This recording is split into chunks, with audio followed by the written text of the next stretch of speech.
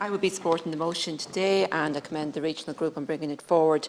I think it's important that we see the development and implementation of a cross-departmental multi-agency autism spectrum disorder strategy. While supporting the motion in its entirety, I just think some of the language maybe is outdated and doesn't reflect where we are now in terms of understanding autism, and does not speak to the rights-based agenda contained in the United Nations Convention on the Rights of People with Disabilities. So if it passes today, which I hope it will, I will be introducing some amendments just to reflect this. But in April 2019, Deputy Function did move a motion in this House on behalf of Sinn Féin calling for an autism empowerment strategy and the establishment of an autism committee. And the motion received widespread party support at that time, and a commitment was given to deliver an autism empowerment strategy for Ireland. Minister, the issues affecting autistic children and adults are long-standing, and your families, children and adults have been battling for years for their basic rights and entitlements. Children with autism have faced lengthy waiting times for assessments, longer waiting times for interventions. They often struggle to locate an appropriate school place. Some have even found themselves excluded from school entirely.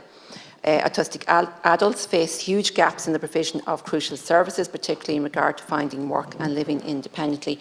And this is totally unacceptable and needs to change. So an autism strategy that is cross-departmental and multi-agency is much needed. And so I'm happy to support the motion today. But I do think there is a need to consult with the relevant disabled persons organisations, autistic people and their families on any move forward on this issue.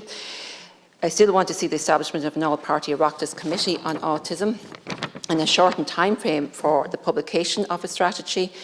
There is a need to set up a multidisciplinary task force consisting of autistic individuals and/or their family members to oversee the rollout of the strategy and monitor legislative oversight.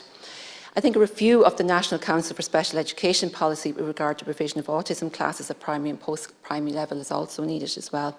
And consultation with disability groups and educational stakeholders on the full implementation of the Education for Persons with Special Educational Needs Act, because that hasn't been fully rolled out either. An urgent review of supports available for autistic adults throughout their life cycle, and an all-island approach to be attributed to the development of any strategy. So once again, I'll be supporting the motion and happy to do so.